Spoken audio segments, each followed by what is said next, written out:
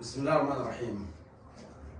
الرحمة والمغفرة لشهداء السودان جميعا وشهدائنا الأبرار من القوة المشتركة والقوات النظامية على رأسها القوات المسلحة والمقاومة الشعبية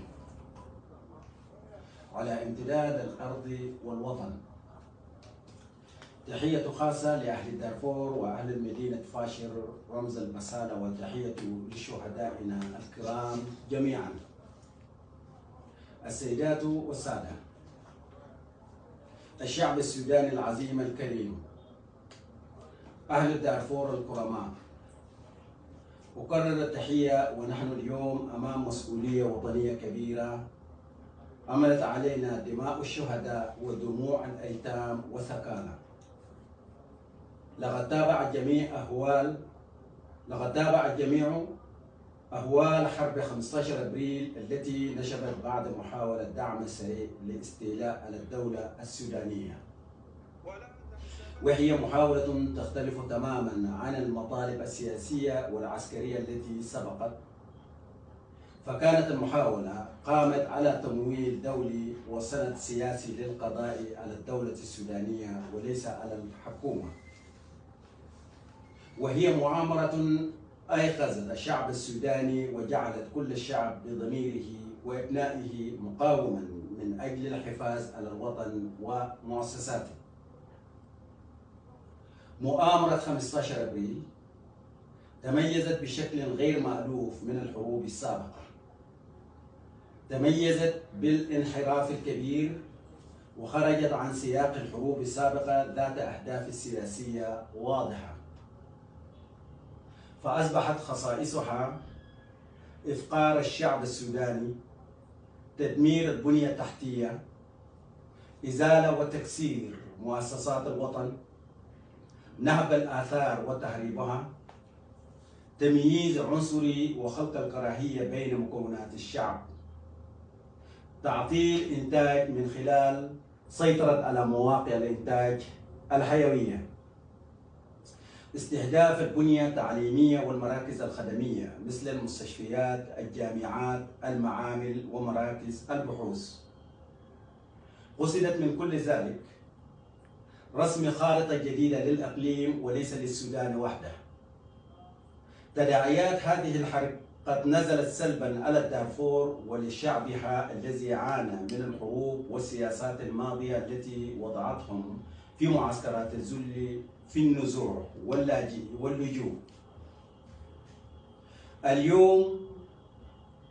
اليوم يعاني الشعب الدارفوري من الأمرين: أولاً تضخم معسكرات النزوح القديمة بسبب نزوح المدن والهروب إلى المعسكرات اللجوء مرة أخرى جراء سيطرة الدعم السريع على المدن وحرقها ونهبها مع ارتكاب الإبادة الجماعية وإفقار الإنسان.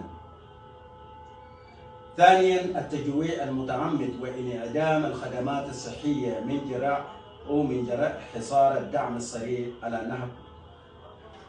السريع على المصالح ونهب القوافل الإنسانية وقصف التجمعات المدنية.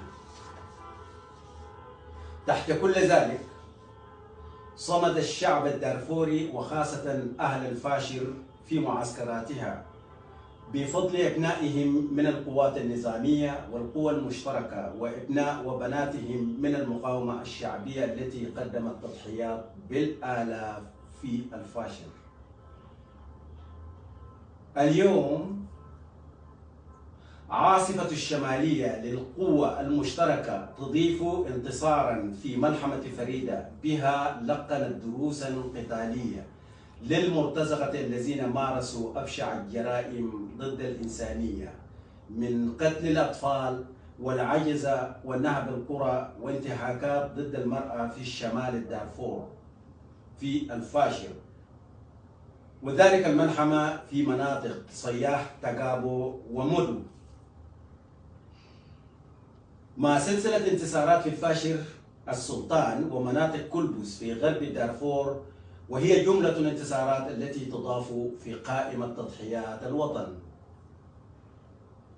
من هنا نؤكد دعمنا أو نؤكد دعمنا كامل للمنظمات الأممية والوطنية والإنسانية للتحرك قدما لإعانة دارفور، خاصة فاشر السلطان التي تحاصرها الميليشيا منذ أكثر من 7 أشهر وتقصفها بوابل من القنابل والمقذوفات القاتلة رأس كل الثانية، تحصد فيها أرواحا من الأطفال والنساء. وبقية الولايات لا يختلف حالها وحال ساكنيها كثيرا، حيث يعيشون في مدن الأشباح ويعانون من النهب والاغتصاب والقمع.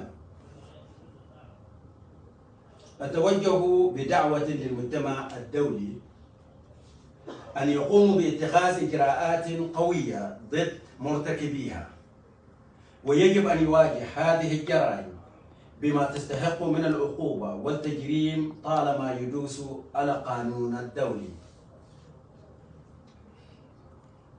ونناشد دول العالم وخاصة دول الراعية لهذه الميليشيا أن تعي لا ينتصر من يقتل الأطفال ويغتصب النساء وينهب ممتلكات ويتعمد على تدمير الإرث الحضاري الذي بني لسنين عددا. فلذا نرجو مراعاة تطبيق العدالة. كما نوجه الدعوة لكل الشعب الدارفوري بالقيام للانضمام للقوات المرابطة من المشتركة والقوات المسلحة والمقاومة الشعبية لتحرير مدنها وقراها، مع تقديم العفو على من أخطأ، حتى لا ينتصر الحقد على المحبة والتسامح. وحتى لا يكون انتصار الميليشيا بداية لأكبر إبادة جماعية وتطهير العرقي ربما يفوق خيال من يدعمونها. أخيرا، خالص التحايا لإخوتنا وأبنائنا في القوات المشتركة والقوات المسلحة والنظامية الأخرى وقوات المقاومة الشعبية أينما وجدوا، والرحمة والمغفرة لشهدائنا الأبرار. والسلام عليكم ورحمة الله وبركاته.